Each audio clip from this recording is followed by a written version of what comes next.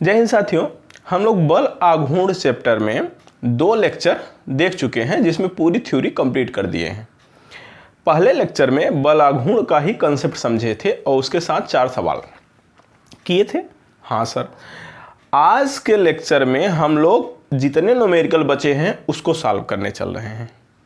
ठीक, और पिछला लेक्चर में जो हम दूसरा लेक्चर इसका लिए थे उसमें आपको हम बल युग्म समझाए थे, समांतर बल समझाए थे और उत्तोलक समझाए थे। और सही तुला नहीं है, मतलब अशुद्ध तुला है तो उससे सही भार ज्ञात करना। ठीक है, उससे एक आध क्वेश्चन भी किए थे। तो आज जो क्वेश्चन सामने दिख रहे हैं इनको हम लोग चल रहे हैं सॉल्व करने। थोड़ा सा पिछले लेक्चर का जो कॉन्सेप्ट है समांतर बल वाला, यदि आपको याद हो तो बड़ी अच्छी बात है क्योंकि शुरुआत वहीं से हो रही है। पिछले लेक्चर में हमने समांतर बल का एक कंसेप्ट बताया था कि ये 2 बल P और Q समदिश समांतर हैं तो इनका रिजल्टेंट काम करता है इधर R, जो होता है P + Q के बराबर, ये समझाए थे। और ये किसी A बिंदु पर लगा है, ये Q वाला बल किसी B बिंदु पर लगा है और तो रिजल्टेंट किसी C बिंदु पर आ रहा है। तो ये तो सत्य है ही, लेकिन इसके साथ एक और बात सत्य होता था कि P गुणे यहाँ इस बिंदु से जहाँ रिजल्टेंट काम कर रहा है वहाँ से इस बिंदु तक की दूरी अर्थात CA बराबर Q जो भार है या बल है गुणे इस बिंदु से इसकी दूरी अर्थात CB के बराबर होता है। अगर आपको याद आ गया हो तो बड़ी अच्छी बात है क्योंकि पिछले लेक्चर में हम लोग इस पर बात किए थे, तो हम ये सवाल बड़े आसानी से लगा लेंगे। याद आ गया, अच्छी बात है।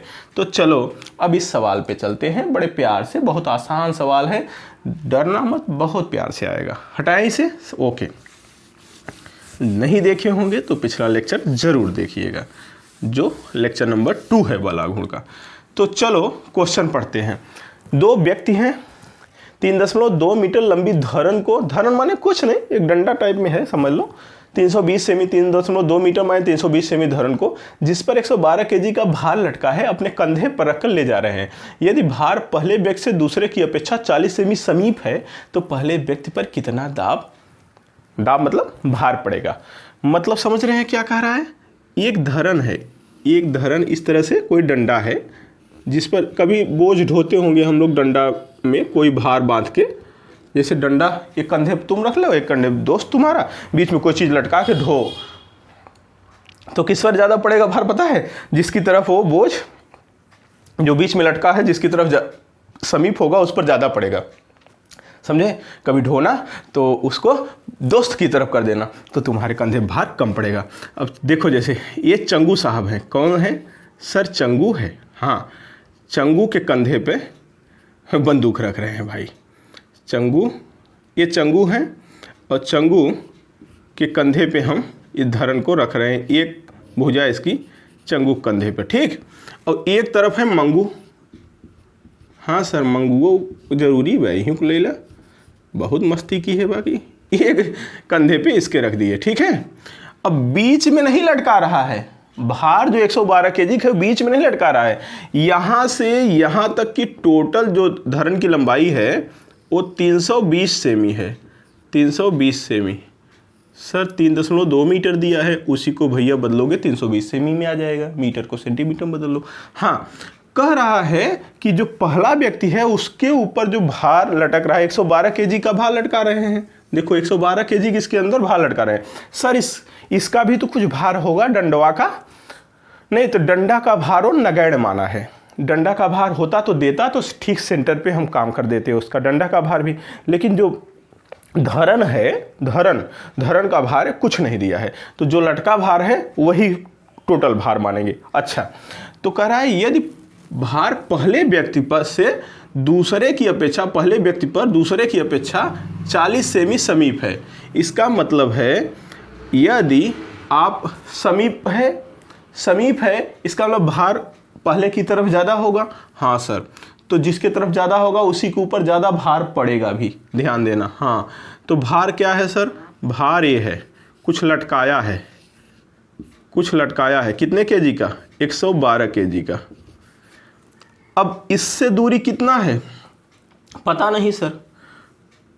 ये मान लो कि x दूरी है, कितना है, x दूरी है, x दूरी मान लिए, तो ये कितना दूरी आएगा बताओ सर। यहाँ ऊपर मत देखना कि 320 माइनस एस करें, नहीं, ये x दूरी है, तो ये कह रहा है कि 40 सेमी समीप है। अगर ये x दूरी पर है तो इससे ये x ये भी मान लो होता, लेकिन x से 40 सेमी और कम पे है, तो इसका मतलब जो जितनी दूरी पर ये है उससे 40 सेमी कम पर ही है। अगर ये x पर है तो ये वाला x से 40 सेमी कम पर है, तभी तो सर ये हो जाएगा x माइनस 40 सेमी पर। बोलो क्लियर। हाँ, अभी कुल जोड़ दो तो 320 के बराबर आ जाएगा। तो हम x का मान निकाल के अभी दूरी फाइनल कर देते हैं आपको। यहाँ देख लीजिए, x प्लस x माइनस 40 बराबर 320। अब जरा देखो, ये भाई साहब चले जाए उधर, 2x बराबर 40 और 320 जोड़ दो सर 360। तो x बराबर कितना आ गया, 360 बटे 2, 18 दूना 36, 180। x का वैल्यू क्या आ गया, 180। इसका मतलब ये वाला दूरी कितना हो गया भाई, अब क्लियर हुआ, 180 सेमी, 180 सेमी। और ये 180 में से 40 घटा दो तो ये वाली दूरी कितनी आ गई, अब क्लियर हुआ सर, ये हो गया 140 सेमी। किसी कोई कन्फ्यूजन हो तो बताओ, 140 और 180 जोड़ दोगे ये आ जाएगा। देखो 180 पी है और 140 पर ई है। यही सवाल था कुल मिलाकर। अब इसको हम हटाएंगे, बता दिए आपको कैसे दूरी बांटना था। अब इसको आप चाहे तो तुरंत लिख लीजिएगा रोक के, हम इसे हटा रहे हैं क्योंकि हम चल रहे हैं काम करने। अब दूरी बांटना तो आपको आ ही जाएगा जैसा सवाल कह रहा है। हाँ सर, हटा दीजिए इसे। क्लियर। अब क्या होगा, अब वही समांतर बल वाला कंसेप्ट, इसके ऊपर मान लो हम P भार लटक रहा है, इसके ऊपर जो लटके इसका भार होगा वो Q होगा, मान लिए हम सर। अच्छा है, कोई दिक्कत नहीं सर। ये रिजल्टेंट वही C है, मान लो, कहानी ख़त्म। तो हमने क्या बताया था, ये रिजल्टेंट है वो P और Q के योग के बराबर होता है। हाँ सर, P प्लस Q बराबर ही तो ये होगा 112, मतलब 112 किस में टूटा होगा, P और Q में। हाँ, तो Q बराबर क्या हो जाएगा, 112 माइनस P, क्योंकि हमें P निकालना है कि इस पर कितना बल लग रहा है। देखो पहले व्यक्ति पर, तो Q का मान निकाल लो, काम खत्म। Q का वैल्यू आ गया, चलो ठीक है। अब चलो कॉन्सेप्ट लगाओ दूसरा वाला, P इंटू यहाँ से ये दूरी कितना है 140 बराबर Q इंटू यहाँ से ये दूरी कितना है 180।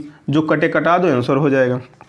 सर कट तो बहुत कुछ रहा है, इधर 7 आ जाएगा, इधर 9 आ जाएगा।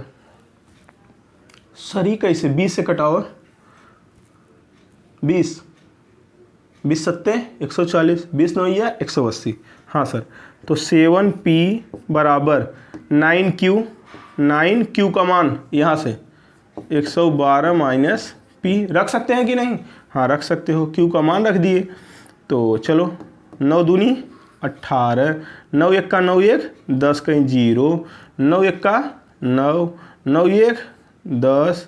बोलो सही किए हैं क्या, 9 दूनी 18, 9 एक का 9 1, 10 कहीं 0, 9 एक का 9 1 10, लगता तो सही है। और इधर क्या हो जाएगा 9P। बोलो क्लियर। हाँ सर 7P। भाई साहब पक्षांतर जरा हो जाइए, कितना हो जाएंगे 9 7 16P बराबर 1008।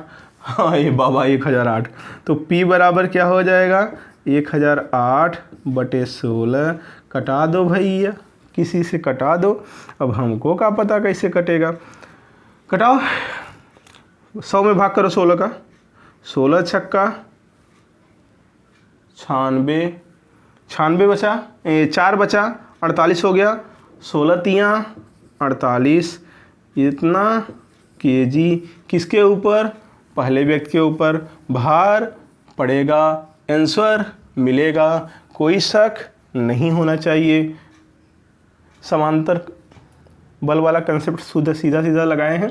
दूरी कैसे बांटना है, जैसे वो बोल रहा है 40 से भी समीप है तो इसे x मानोगे, इसे x - 40 हो जाएगा अपने आप, कि जितना a है उसमें से 40 कम कर दो ये हो जाएगा।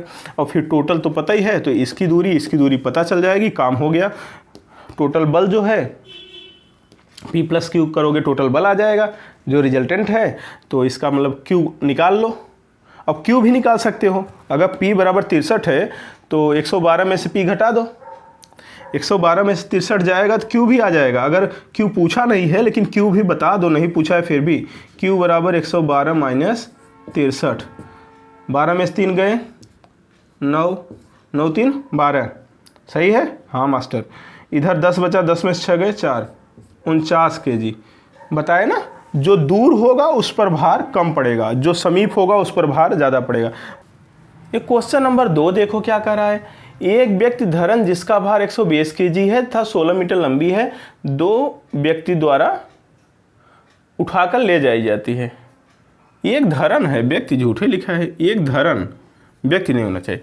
एक धरन जिसका भार 120 kg था, 16 मीटर लंबी है, 2 व्यक्तियों द्वारा उठाकर ले जाई जाती है, जबकि दुर्बल व्यक्ति एक सिरे पर भार लेता है।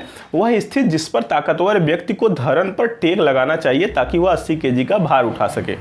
मतलब समझ गए, इस बार कोई भार लटकाया नहीं है, लेकिन जैसे आप मान लो गाँव में बल्ली ढोते हैं, सफ़ेदा बबूल का टुकड़ा बड़ा सा कट गया है तो ढोते हैं ना कंधे पे रख के। अब अगर बहुत कमज़ोर हैं तो बांस तो ढोए ही होंगे, बांस काट दिए तो एक तरफ कोई और पकड़ ले, एक तरफ आप पकड़ लो, तो सारे जहाँ से अच्छा हिंदुस्तान हमारा करते हुए ले चलो। तो वही है, अब उसका भार, धरन का भार जो कंधे पर रखोगे वही धरन है। 120 kg है, भार कहाँ काम करेगा, भार कहाँ, एक समान रूप से है, एक समान रूप से, यहाँ एक समान लिख सकते थे, एक समान धरन है, एक समान, ठीक है, एक समान है। इसका मतलब भार कहाँ काम करेगा, केंद्र पर काम करेगा, ठीक है। केंद्र माने बीचों बीच काम करेगा, बीचों बीच तो भार काम करेगा। लेकिन समस्या ये है ना कि आपको कह रहा है दुर्बल व्यक्ति टेक कहाँ लगाए, तो आप बताइए कि ताकतवर पे 80 kg आए, 120 में से 80 kg ताकतवर पे आए, 40 kg किस पर आए, दुर्बल पर। तो इसका मतलब जब दूरी ज़्यादा होती है तो भार कम पड़ेगा, जब दूरी कम होगी तो भार ज़्यादा पड़ेगा। तो दूरी ताकतवर वालों को कह दो, हे भैया रच के तू बिचवा उड़ी रहा। हाँ तो चलो देखते हैं, अब समझाते हैं फिर। ये देखो, ये धरन है, हे भैया धरन सही से बनाओ, चलो धरन हो गया। धरन माने समझते हो कि नहीं, कोई लकड़ी का बूटा, इमली का बूटा है, इमली का बूटा, बैर का पेड़, इमली खट्टी, मीठे बैर, जिसका भार 120 kg है। इसका भार अगर 120 kg है और लंबी कितनी है, 16 मीटर, तो मान लिए हम सर ए बी, ये यहाँ से यहाँ तक कितनी लंबाई है, 16 मीटर। कोई दिक्कत वाली बात नहीं है, नहीं लिखते तब भी कोई दिक्कत नहीं। ठीक इसका सेंटर जहाँ होगा वहाँ से इसकी दूरी बता सकते हो, यही इसका क्या होगा सर, सेंटर होगा, यही सेंटर होगा। हाँ सर, जब सेंटर होगा तो सेंटर से ये क्या हो जाएगा, 8 मीटर, 8 मीटर, और यह क्या हो जाएगा 8 मीटर, ठीक है सर। ये क्यों बांट रहे हैं बताते हैं। सेंटर पे इसका भार काम करता है, बताए थे पिछले केस में, गुरुत्व केंद्र पर भार काम करता है किसी वस्तु का। इसका भार 120 kg है, इसका भार किसका, इस लकड़ी का जो लकड़िए है उसी का भार 120 kg। तो आप कहोगे सर पिछले सवाल में तो उसका भार नहीं लिखे थे, नहीं दिया था ना, नहीं दिया था तो नहीं लिखे, हाँ दिया होता तो उसका लिख देते। 120 kg लकड़ी का टुकड़े का भार है। अब कह रहे हैं कि जो दुर्बल व्यक्ति है वह एक सिरे पर भार ले लेता है। दुर्बल व्यक्ति कौनो, यही कंधा अपना लगा लेते हैं, ठीक है। दुर्बल व्यक्ति है जो बेचारा कहता है सबसे पहले हम कंधा लगा देते हैं फिर देखा जाएगा, वो कंधा अपना लगा देता है, ठीक है। तो इसका मतलब दुर्बल व्यक्ति तो यहाँ से कितनी दूर पे हो गया, 8 मीटर पे, बोलो यहाँ से मध्य से, रुको आगे बताते हैं नहीं तो काम गड़बड़ा जाएगा, दूरियाँ निकालना यहाँ खेल है। अच्छा अब फिर कह रहा है कि ताकतवर व्यक्ति कहाँ कंधा लगाए, कंधा में टेक दे, कंधा में टेक लिखा है, टेक लगाना चाहिए ताकि वह 80 केजी का भार उठा सके। ये बताओ अगर 120 केजी है तो अगर मध्य में काम कर रहा है तो इधर भी 60 केजी पड़ेगा, इस किनारे भी 60 केजी पड़ेगा, इस किनारे भी 60 पड़ेगा, इस किनारे भी 60 पड़ेगा। बोलो क्लियर कि नहीं? हाँ, लेकिन ये तो एक किनारे पकड़ लिया पक्का है, पहले यह उठा खड़ा है। कैसे भैया अब थोड़ा तू ऐसा करे तोहरे ऊपर 80 केजी का भार पड़े। और 80 केजी का भार कब पड़े? अगर एक किनारे पकड़ ले ही दूसरा व्यक्ति, ये कमज़ोर है, ये कौन है? कमज़ोर व्यक्ति, और इधर कौन है? ताकतवर व्यक्ति। अब ताकतवर भी अगर किनारे पकड़ ले तो 60 केजी यहीं, 60 केजी इनके ऊपर पड़े, बराबर बराबर बट गया है ना, क्योंकि 120 केजी है तो बराबर बराबर बढ़ जाएगा, क्योंकि बराबर दूरी पर है तो बराबर भार बढ़ जाएगा। हाँ सर, लेकिन 80 केजी पड़ना है तो आप थोड़ा सा नज़दीक होगे तो भार ज़्यादा पड़ेगा। हाँ, तो ये ताकतवर व्यक्ति जो है, ये सर मुंडिये लगा दिया क्या? अब चलो अब क्या बताएं, मुंडी लगा दे, कंधा लगा दे, टेक लगा दे, चाहे जैसे लगा दे। ये यहाँ लगा दिया टेक, समझ रहे हैं? अब इसके ऊपर कितना पड़ रहा है? सर इसके ऊपर 80 केजी का पड़ रहा है। कितना? 80 केजी का। अब बताओ जब टोटल 120 केजी है तो 80 केजी इसके ऊपर पड़ा तो इसके ऊपर कितना पड़ा? बता सकते हो? Sir 40 KG. क्यों? क्योंकि 80 केजी इसके ऊपर हुआ तो 40 केजी इसके ऊपर हुआ। अब वो कह रहा है कि बताइए ये दूरी कितना होगी। भाई इसकी दूरी कन्फर्म है सेंटर से कि नहीं? हाँ सर, सेंटर से ये तो 8 मीटर पे है, एकदम कन्फर्म। ये कन्फर्म है? नहीं सर, ये x दूरी पर है। ये कैसी दूरी पर है? x दूरी पर, x दूरी पर है। देखो लाइटिंग थोड़ा सा गड़बड़ हो रही है, आपको दिक्कत हो रहा है देखने में तो बताना। फिलहाल ईश्वर सब कुछ सही रखे। अब क्या होगा? कोई दिक्कत नहीं, लगा दो जो कॉन्सेप्ट लगाते थे। 10 गुणे 10, 40 गुणे 8 बराबर 80 गुणे x, 80 गुणे x। काम खत्म। हाँ सर, x का मान निकाल लो, उत्तर हो गया। ये पूछा है मध्य से कितना या किनारे से कितना, निकाल लोगे दोनों। तो 40 गुणे 8 बटे 80, 40 दूना 80, 2 दूनी 4, 4 मीटर आंसर हो गया। 4 मीटर आंसर हो गया। तो मध्य से 4 मीटर कहो, जबकि यहाँ से यहाँ तक जब 8 मीटर है तो इधर से भी 4 मीटर, इधर से भी 4 मीटर, मतलब जो C और B के बीच की दूरी है उसके ठीक मध्य में लगाए तो 4 मीटर पे लगना चाहिए। वह स्थित जिस पर लगाए तो कह रहा है दूसरे सिरे से 4 मीटर, तो दूसरे सिरे से भी तो 4 मीटर होगा। भाई यहाँ से 4 मीटर है तो ये टोटल यहाँ से यहाँ तक 8 मीटर, तो यहाँ से भी 4 मीटर होगा और यहाँ से भी 4 मीटर होगा, है कि नहीं? हाँ सर, तो दूसरे सिरे से 4 मीटर कह रहा है, यही उत्तर है। कोई दिक्कत है क्या इसमें? नहीं सर, होना तो नहीं चाहिए। समांतर बल अगर नहीं देखें देख लीजिएगा, बहुत सिंपल है, कोई है नहीं एकदम। चलो हटाएं इसे। देखो क्वेश्चन नंबर 3 क्या कह रहा है, जरा उसे देखो। 12 मीटर लंबी एक समान छड़ का भार 5 केजी है। 12 मीटर लंबी है, कितनी मीटर? 12। टोटल लंबाई कितनी है? 12। ए बी, टोटल लंबाई 12 मीटर है। एक समान छड़ है, एक समान छड़ का मतलब सेंटर ठीक मध्य में होगा। अब लंबाई कितनी थी? 12 मीटर। 12 मीटर है, इसका मतलब जो सेंटर है, सेंटर माने गुरुत्व केंद्र, ये 6 मीटर यहाँ से होगा और 6 मीटर यहाँ से भी होगा। समझ में आया बात? क्योंकि 12 मीटर टोटल है, सेंटर कहाँ जाता है? मध्य में जाता है। क्यों? क्योंकि एक समान है, एक समान होगा, सेंटर मध्य में आएगा। कोई दिक्कत नहीं। इसका भार कितना है? 5 केजी। इसका खुद का भार, इस छड़ का भार या राड का भार कितना है? 5 केजी। इसका मतलब ये 5 केजी जो है mg, वो 5 केजी भार नीचे काम कर रहा है। हाँ सर, कर रहा है, ठीक। लेकिन यहीं तक नहीं खामोश है, इसके सिरे पर 10 केजी और 15 केजी के भार लटके हैं। इधर लटकाए हैं कई केजी? 10 केजी। और इधर लटकाए हैं, सिरे पर बोला है तो सिरे पर लटकाइएगा, इधर लटका दिया है 15 केजी। बात समझे? इधर 15 केजी लटका, इधर 10 केजी, तो इधर तो ज़्यादा बना। हाँ, घुमाए गुरुजी, ज़्यादा बा करा छड़, लेकिन घुमावे के ना कहा तो संतुलित रखेगी बस, संतुलित। उसको मध्य बिंदु से कितने दूरी पर संतुलित किया जा सकता है, मतलब हम कहाँ टेक लगा दें कि वो संतुलित हो जाए। भाई यहाँ टेक लगाएंगे, अगर मान लो तुम कहो भाई यहाँ टेक लगा दीजिए सर, यहाँ इसे पकड़ लीजिए। जब यहाँ पकड़ लेंगे तो इधर 5 और 15 कितना होगा 20, और इधर कितना 10। जैसे पकड़ोगे 20 की ग्राफ भार उधर बल लग रहा है, 5 इधर, तराजू को भी देखे ही होगे, उधर 20 किलो इधर 10 किलो, मनमना के नीचे चला जाएगा वो भुजा, ठीक है नहीं, पूरा भुजोज नीचे चली जाएगी। तब किधर करें, ऐसा करो ना भाई, ऐसा स्थान पे लगाओ जिससे कि इधर और इधर सब बैलेंस हो जाए। तो ये मध्य बिंदु से इधर लगाओ ना, जिधर भार ज़्यादा हो। अगर बैलेंस करना है तराजू को तो जिधर भार ज़्यादा हो उधर ही पकड़ो या उधर ही टेक लगाओ।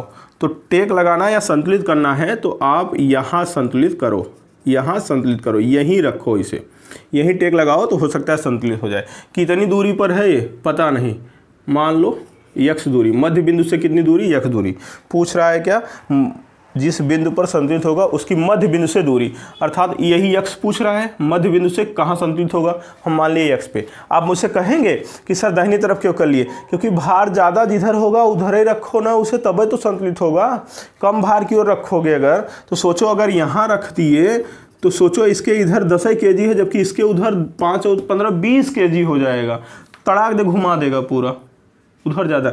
जबकि जब ऐसे यहाँ रख रहे हो, यहाँ टेक लगा रहे हो तो देखो 5 और 10 15 kg इधर आ गया और 15 kg इधर आ गया, तो थोड़ा बैलेंस करेगा और दूरी भी यहाँ से कुछ ज़्यादा कम हो जैसे भी होगी थोड़ा सा ज़्यादा ही आएगी।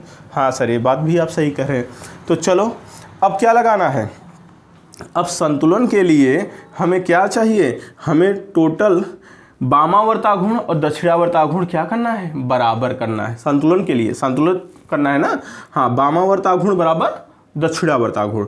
चलो सर वामावर्त आघूर्ण दक्षिणावर्त आघूर्ण बराबर करिए। अब बताइए जब टेक यहाँ लगा है तो यहाँ से दूरी यक्स हुई, तो यहाँ से यह दूरी क्या हुई सर 6 माइनस यक्स, क्योंकि यहाँ से यहाँ तक 6 है, कोई दिक्कत नहीं है।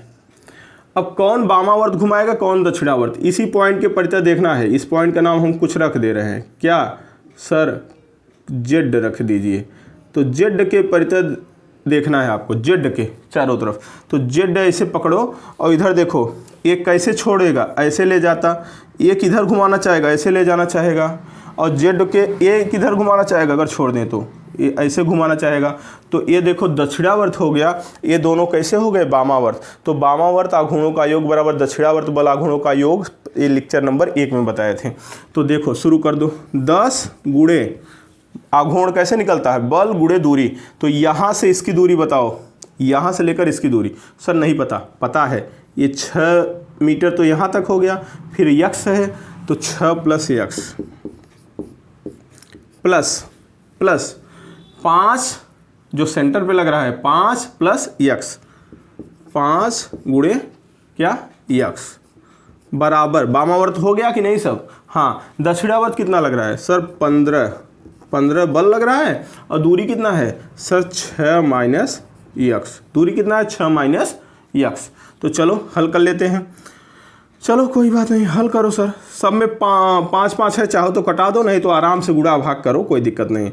10 छक्का 60 plus 10 x plus 5 x plus 15 छक्का 90 माइनस 15 यक्स एक तरफ कर लो भाई साहब को एक तरफ, ये 15 यक्स और आएगा, 10 और 5 15 और आएगा 30 यक्स बराबर 60 उधर जाएगा, 90 में 60 गए 30, तो यक्स बराबर क्या आया 1 मीटर, यक्स बराबर क्या आया 1 मीटर। इसका मतलब कितने दूर पर होगा भाई, मध्य बिंदु से 1 मीटर पर, मध्य बिंदु से 1 मीटर, विकल्प नंबर डी। कोई दिक्कत नहीं होना चाहिए।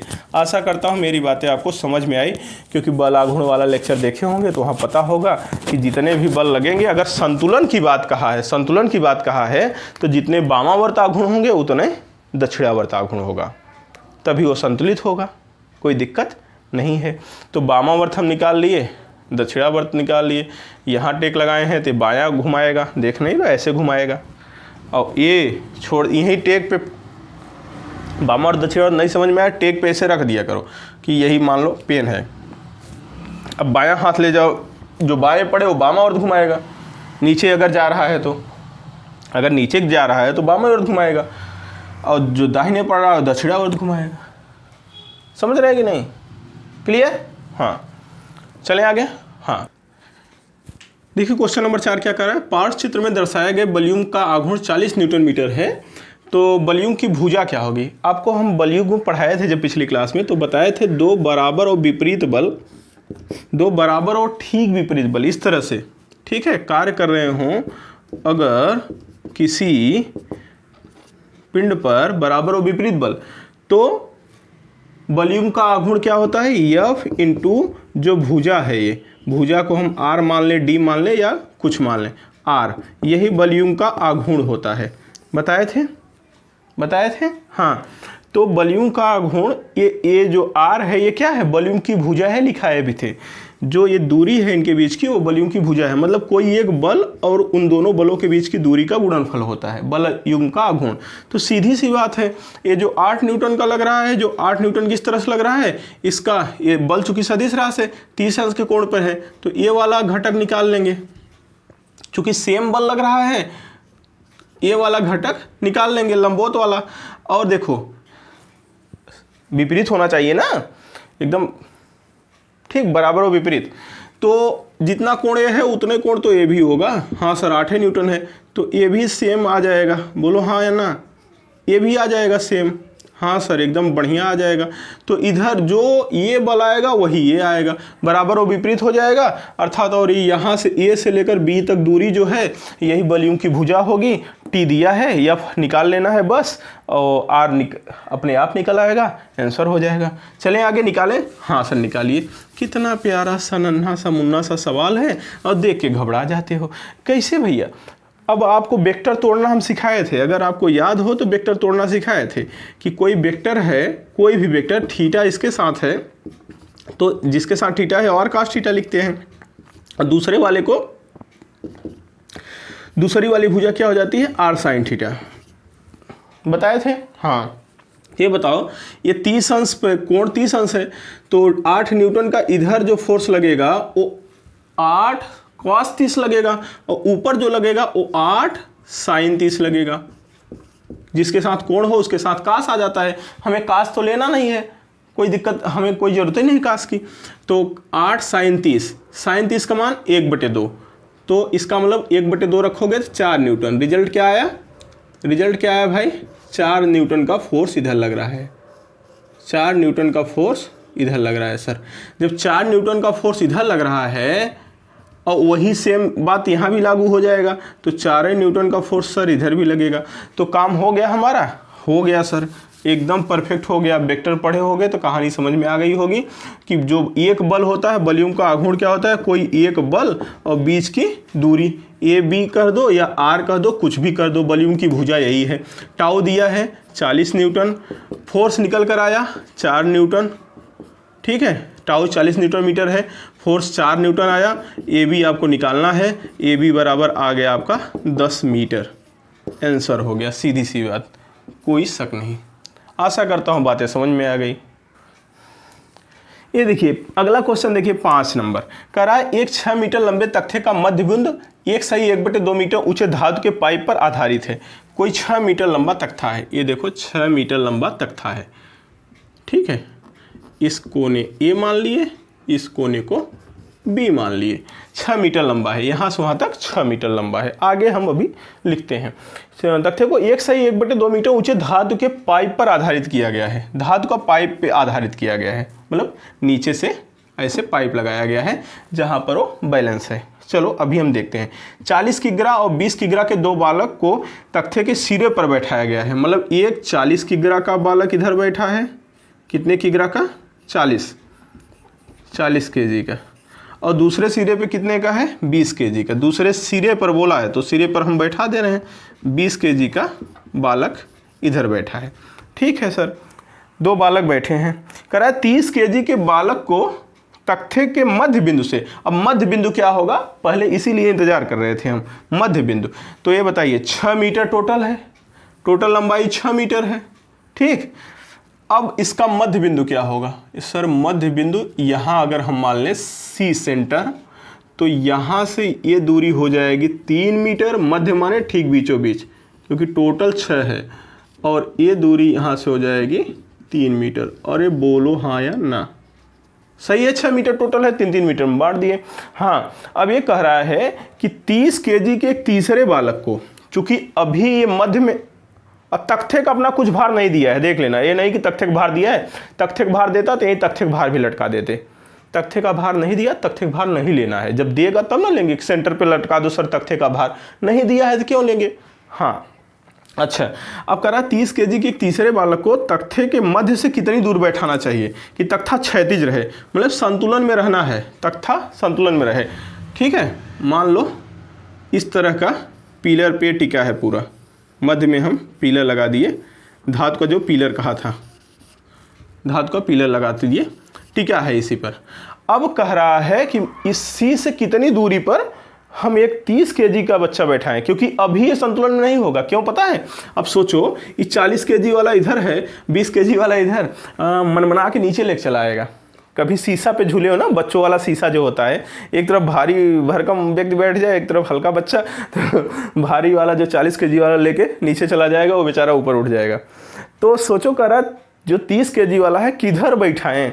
अच्छा ये बताओ, जब सेंटर के लेफ्ट में बैठाओगे तब तो इधर और ज़्यादा ही हो जाएगा, उधर वाला कमज़ोर है ना, तो उधर ही बैठाओ तब ना बैलेंस होगा। क्षैतिज करना है तो कॉमन सेंस अप्लाई करो कि अगर क्षैतिज करना है तो हम 30 किलो का बालक और किधर बैठाएं। अगर इस तरफ बैठाओगे, मध्य के इस तरफ बैठाओगे तो इधर 40 और 30 और आ जाएगा, 70 किलो हो जाएगा, एकदम दरिए नहीं छोड़ेगा, लेके दनादन बैठ जाएगा पूरा शीशा। बच्चों को झूला झूलने वाला है समझ लो ये।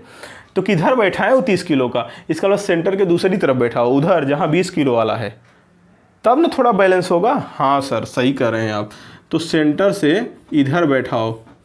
ठीक है, ये जो तीसरा बालक है उसको सेंटर से इधर बैठाओ, वो कितने दूर पर, 30 केजी पर।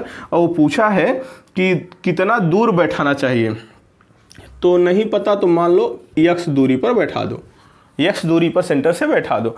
अब थोड़ा बैलेंस होने का चांस आ गया। अब हर दूरी पता है, बैलेंस अगर है, क्षैतिज अगर है, संतुलित अगर है, इसका मतलब जितने भी आघूर्ण होंगे सब वामावर्त दक्षिणावर्त बराबर होंगे। अब सोचो ये सेंटर है, यहीं से लेना है आपको वामावर्त दक्षिणावर्त, तो ये देखो वामावर्त घुमाने का प्रयास करेगा, ये सेंटर के, ये सेंटर है, यहीं से इसके दक्षिणावर्त घुमाने का प्रयास करेगा, ये भी दक्षिणावर्त घुमाने का प्रयास करेगा। वामावर्त आघूर्णों का योग बराबर दक्षिणावर्त आघूर्णों का वर्ग, काम खत्म। तो काम खत्म कर दो। क्वेश्चन नंबर 5 समझ में आ गया होगा तो आंसर आ जाएगा 40 गुणे बल गुणे भुजा की दूरी, 40 गुणे 3। वामावर्त बस अकेले ही बचा है।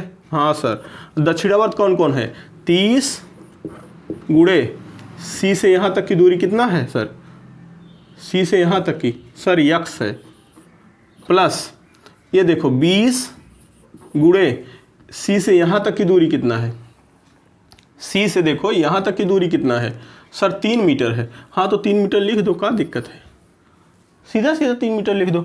तो सर ये तो सर 4 तिहाई 12, 120 बराबर 30x प्लस 20 तिहाई 60, 60 इधर लाएंगे तो 120 में से 60 जाएगा, 60 ही आएगा बराबर 30x, तो x बराबर क्या हो जाएगा 2 मीटर पर, अर्थात मध्य बिंदु से 2 मीटर हटा दो। तो ये भाई साहब है क्या, ये आ गया। इतना सिंपल सा सवाल होता है, देख के घबरा जाते हो।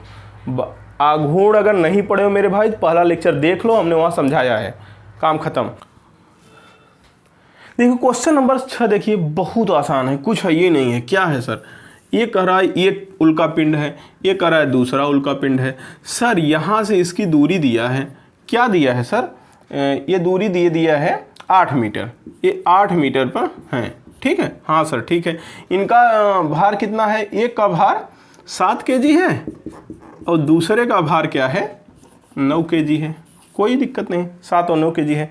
कह रहा है यदि एक दूसरे से 8 मीटर दूरी पे हो, उनका द्रव्यमान केंद्र पिंड 9 केजी वाले से कितना दूर होगा।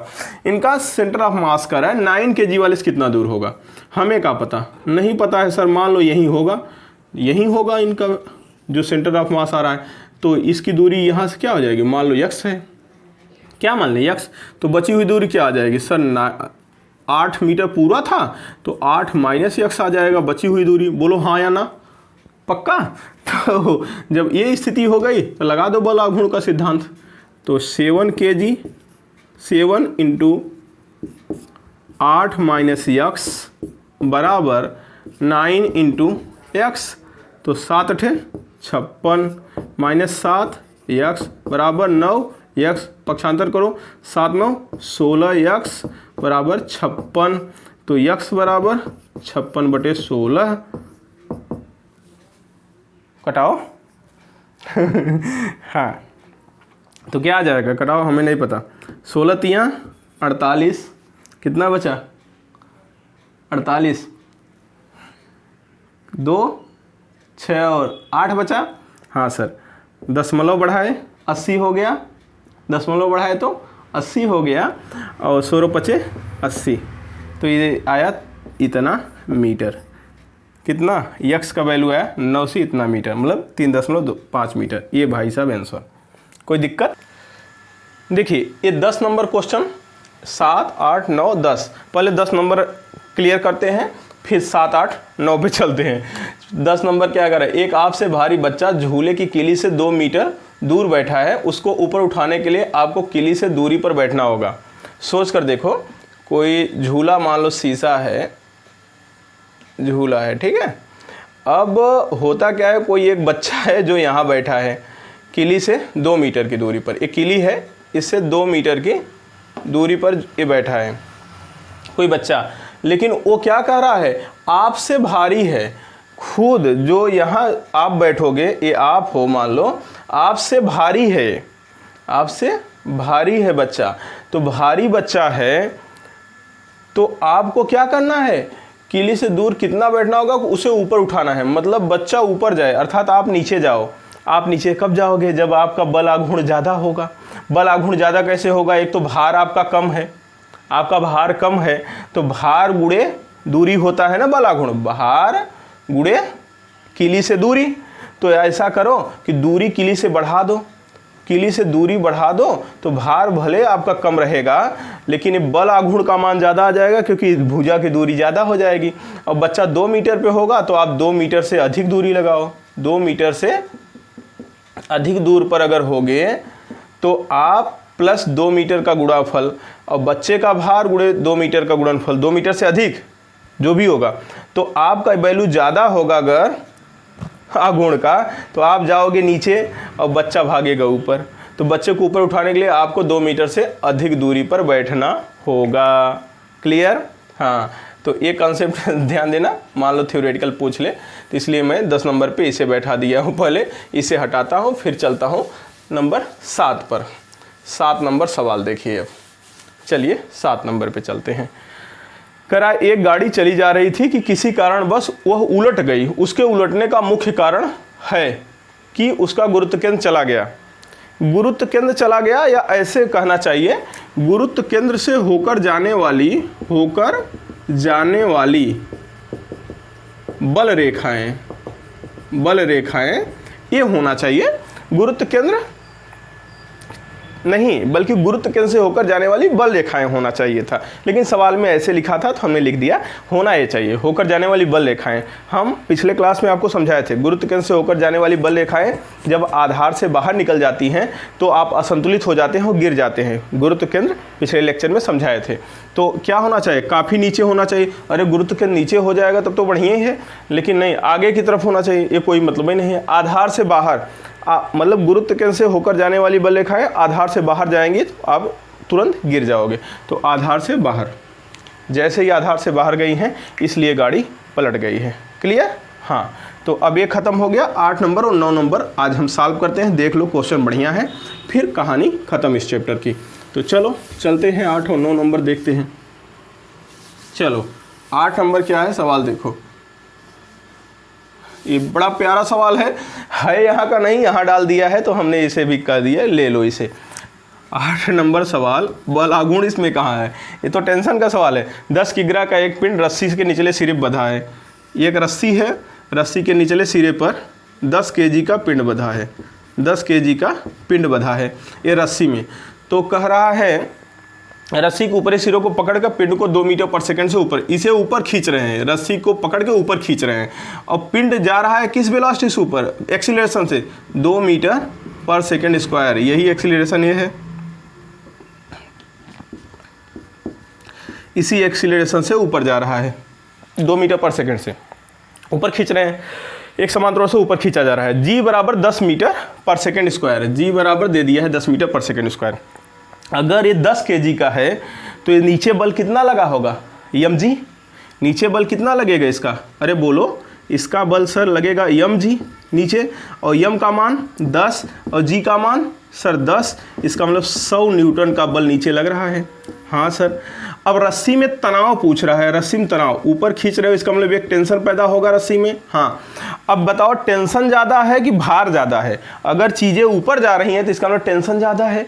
हाँ, टेंशन में समझाए थे, टेंशन माइनस दिस बराबर यमए के। अगर टेंशन वाला देखे होंगे लेक्चर तो समझ में आ जाएगा। टेंशन माइनस जो भार है mg बराबर क्या हो जाएगा, यमए। तो देखो टेंशन माइनस यम, 100 न्यूटन आया mg का मान बराबर यमए, यम का मान 10, ए का मान 2, काम खत्म। टी बराबर क्या हो जाएगा सर 120 न्यूटन। आंसर हो गया, काम खत्म। ये देखो इतना सिंपल सा था, कोई दम ही नहीं था। आया हुआ है सन 2006 IERT में पूछा हुआ सवाल था। तो टेंशन वाला कॉन्सेप्ट हम बहुत बेजोड़ बताए हैं, आपको समझ में आ जाएगा, जाके लेक्चर देख लीजिएगा। हटाए इसे। हाँ सर, ये देखिए 9 नंबर क्या कर रहा है, एक कोई लंबाई यल की एक धरण है AB के सिरे A तथा B पर 36 से 45 अंश तथा 30 अंश के कोण पर समान बल लगे हैं। बिंदु A से x दूरी पर एक ऊर्ध्वाधर भार उन्हें संतुलन में रखता है। x का मान बताना है। बहुत आसान है, एकदम देखने से आपको भयानक लग रहा है, लेकिन है बहुत आसान, कुछ नहीं है। मैं थोड़ा सा माहौल बना रहा हूँ, देख लो। हाँ सर, एकदम माहौल बना दीजिए। एक धरण समझी गए, एक डंडा होगा, एक किनारा इसका A, दूसरा किनारा इसका B, कोई दिक्कत नहीं। अब होता क्या है, किनारा नीचे लिखो, थोड़ा सा ज़रूरत है हमें। क्यों बताता हूँ भाई, क्योंकि करा क्षैतिज से किनारे A व B पर क्षैतिज माने यही ना, हाँ, क्षैतिज से 45 अंश और 30 अंश, तो A से 45 अंश पर एक फोर्स लगा है। देखो एक कह रहा है ना फोर्स, तो फोर्स F लगा है, समान फोर्स है, समान बल है। और इधर से दूसरे से कितना हो जाएगा 30 अंश पे, देख लो 36 से बोला है तो 30 अंश पर एक दूसरा फोर्स हो गया। और इधर कितने पर है 45 पर, 45 पे और 30 पर कोई समान बल लगा है, ठीक है। और इस बल को संतुलित करने के लिए A से, देखो बिंदु A से x दूरी पर एक ऊर्ध्वाधर भार लटका है जो उसे संतुलित करता है। तो A से x दूरी पर मान ली हम C है, C पर कोई भार लटका दिए जो इसको संतुलित करेगा। किसको, जो ऊपर ये बल लग रहे हैं, ये भाई साहब जो समान बल F इधर समान है, F इधर समान है, और A से x दूरी पर हम क्या कर दिए, एक भार लटका दिए। ऊपर बल लग रहा है तो भाग जाएगा ना, भार लटका दिए जो बैलेंस किया है। अब जरा कल्पना करिए कि लंबाई यल पूरी है, A से B तक कितनी लंबाई है, यल है, A से x दूरी पर भार लटकाए हो, तो बताओ यहाँ से ये दूरी बता सकते हो एकदम। ये से B तक यल है, A से C तक x है, तो ये बची हुई दूरी यल माइनस x ही तो होगी। आई टोटल यल है, यहाँ से यहाँ तक x है, तो बची दूरी यल माइनस x होगी। हाँ सर, बस काम खत्म, बस बल निकाल लो। बल ऊर्ध्वाधर घटक, बल अभी कहाँ है, ऐसे लग रहा है ना, ये घुमाएगा बाम और दक्षिण। और सोचो ऐसे है तो इसके दो घटक होंगे ना, बल सदिश राशि, कभी भी कंपोनेंट करना सिखाए थे तो कंपोनेंट कर लो। अगर ये 45 अंश है तो इस तरफ इसका कंपोनेंट क्या आएगा सर, F cos 45, और इस तरफ इसका कंपोनेंट क्या आएगा बोलो, इस तरफ जो आएगा सर F sin 45। आपको हम समझाए थे, जिसके साथ कोण लगा होता है उसके साथ कास आता है, और जिसके साथ कोण नहीं लगा होता उसके साथ साइन आता है। हाँ सर, अब इसके साथ क्या आएगा, F cos 30, F cos 30 कोण जो है वही, और इसका वर्टिकल क्या हो जाएगा सर, F sin 30। कोई दिक्कत नहीं सर। अब बड़े आराम से हल कर सकते हो। ये चित्र हम हटाने वाले हैं, इस चित्र की हमें ज़रूरत नहीं है सर।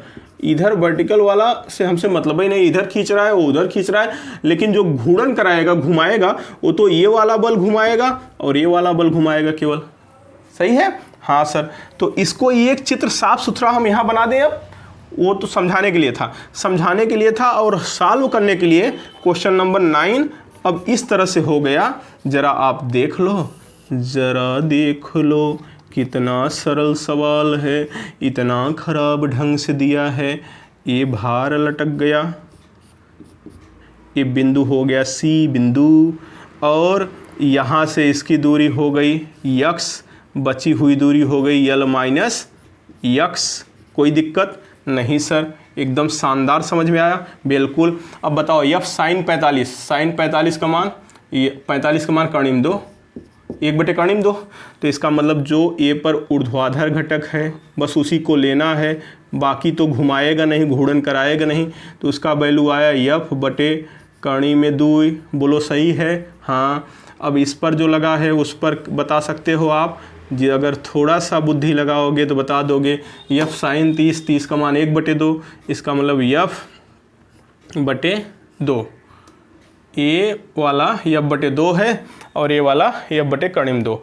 अब लगा दो, ये बामा, ये कैसे घुमाना चाहता है, ऐसे घुमाना चाहता है, ये कैसे घुमाना चाहता है, ऐसे घुमाना चाहता है, दोनों आघूर्ण बराबर होंगे।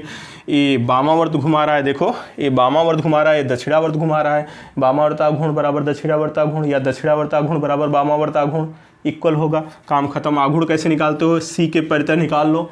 तो जिसके परितः निकालते हो उस पर जो भार लटका है उससे कोई मतलब नहीं है, फालतू में दिया है, क्योंकि जिस बिंदु के परितः निकालते हैं उस पर चाहे जो बल लगे, चाहे जो भार लटका हो वो उसका आघूर्ण शून्य होता है।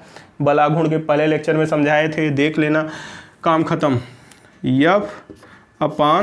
F/√2 इंटू ये दूरी x बराबर F/2 into L minus x. X का मान आपसे पूछा है, सवाल यहाँ सामने पड़ा है, देख लो। यफ से कैंसिल हो जाएगा, 2 3 किधर आ जाएगा, 2/कणिम 2 यक्स बराबर यल माइनस एक्स।